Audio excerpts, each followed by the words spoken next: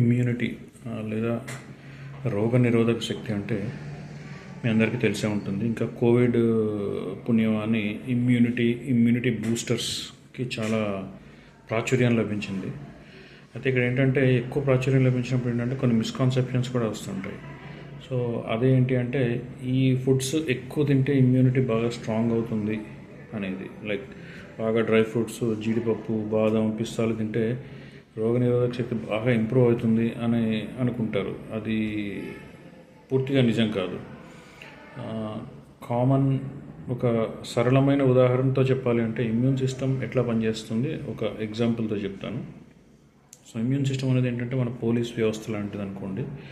ఈ ఇన్ఫెక్షన్స్ని కలిగించే సూక్ష్మజీవులు, బ్యాక్టీరియా కానివ్వండి, వైరస్ ఏదైనా కానివ్వండి, ఇవన్నీ గొడవలు చేసే, అల్లర్లు చేసే రౌడీ ముక్కలు లాంటివి అనుకోండి.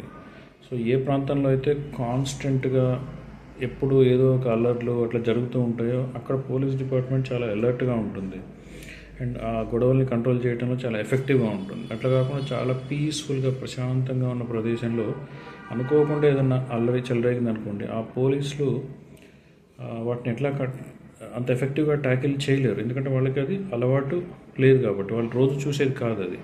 సో మన ఇమ్యూన్ సిస్టమ్ కూడా అట్లానే.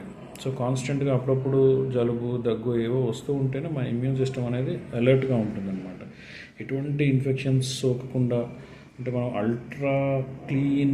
అల్ట్రా హైజీనిక్ వాతావరణంలో ఉన్నాం అనుకోండి, ఎటువంటి క్రిములే లేకుండా, సో మన ఇమ్యూన్ సిస్టమ్ కూడా ఏంటంటే ఏం పని లేక అది డల్ అయిపోతుంది అనమాట.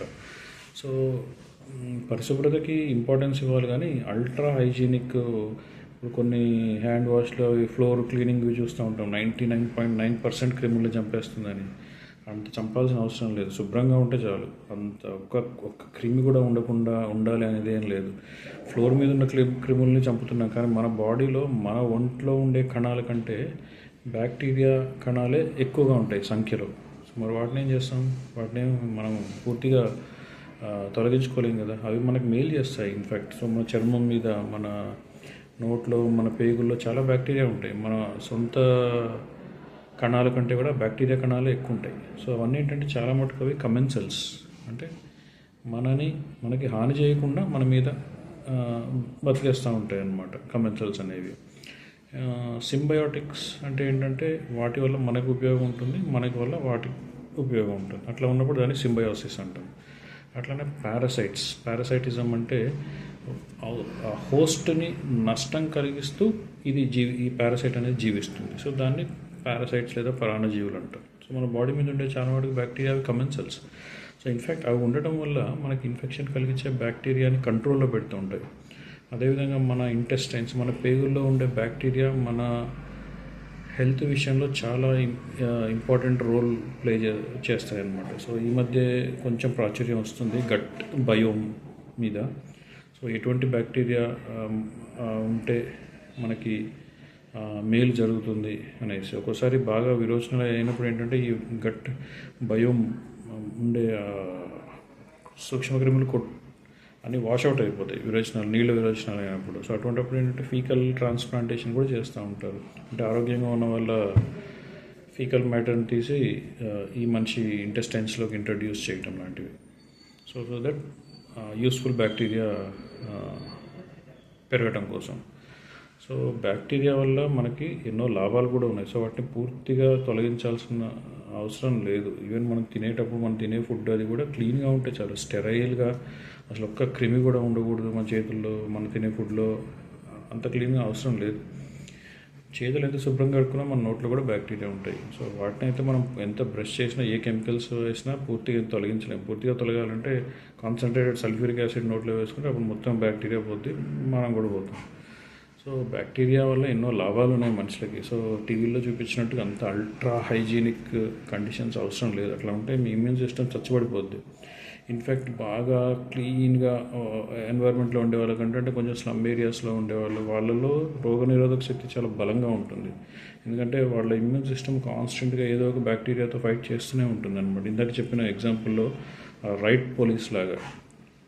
సో కాన్స్టెంట్గా అల్లర్లు చెలరేగే ప్రాంతాల్లో ఉండే పోలీసులాగా అనమాట వాళ్ళ ఇమ్యూన్ సిస్టమ్.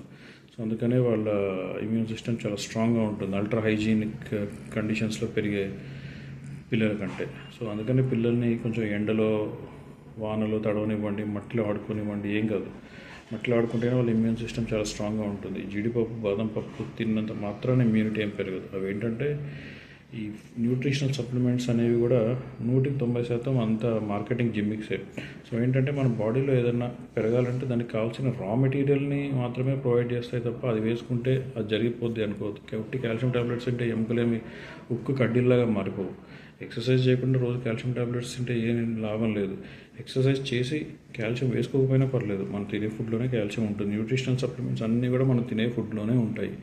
సో విడిగా తీసుకోవాల్సిన అవసరం చాలా కొద్ది మందికి ఉంటుంది, బాగా మాల్ నరిష్డ్ అట్లా ఉన్న పిల్లలకి. ఇన్ఫ్యాక్ట్ వాళ్ళు ఇన్ని డబ్బులు పెట్టి ట్యాబ్లెట్స్ కొనుక్కోగలిగే పరిస్థితిలో ఉంటే వాళ్ళకి అసలు మాల్ నరిష్మెంట్ అనేది రాదు. సో న్యూట్రిషనల్ సప్లిమెంట్స్ కానివ్వండి, ఎనర్జీ డ్రింక్స్, ఇంకా పాలల్లో వేసుకునే రకరకాల పౌడర్లు. ఇక్కడ ఐరన్ ఏంటంటే అది నిజంగా ఎఫోర్డ్ చేయగలిగిన వాళ్ళకి అది అవసరం లేదు. కేజీ 200-300 పెట్టి ఒక ఈ బూస్ట్లో, బార్నవిటాలు, హార్లిక్స్లో, మాల్టోలు కొనుక్కోగలిగే వాళ్ళకి మాల్ నరిష్మెంట్ ఏమి ఉండదు. అండ్ ఎవరికైతే అవి నిజంగా అవసరమో అవి వాళ్ళకి కొనుక్కునే స్తోమత ఉండదు. అది కొనుక్కునే స్తోమత ఉంటే మంచి ఫుడ్డే తింటారు కదా. సో ఇమ్యూన్ సిస్టమ్ బలపడాలి అంటే అప్పుడప్పుడు ఇన్ఫెక్షన్స్ బారిన పడుతూ ఉండాలి. ప్రతి చిన్నదానికి యాంటీబయాటిక్స్ వేసేయటం, కొంచెం జలుబు చేయగానే, కొంచెం దగ్గర రాగానే పిల్లల్ని డాక్టర్ దగ్గర తీసుకెళ్ళడం అట్లాంటివి ఏం చేయకండి. అవసరం లేదు. మరీ ఎక్కువ తగ్గట్లేదు అన్నప్పుడు తీసుకెళ్ళండి చాలు. సో బాడీ అన్నిటికీ ఎక్స్పోజ్ అయితేనే స్ట్రాంగ్ అవుతుంది. ఈ డిఫరెంట్ సీజన్స్ ఉంటాయి, అన్ని సీజన్స్కి ఎక్స్పోజ్ అవ్వాలి. ఎండలో ఎండ చూడాలి, చలికాలంలో చలిని చూడాలి, వర్షాకాలంలో వర్షానికి తడవాలి. అప్పుడే ఇమ్యూన్ సిస్టమ్ అనేది స్ట్రాంగ్ అవుతుంది. సో అల్ట్రా క్లీన్ హైజీన్ అవసరం లేదు. Thank you.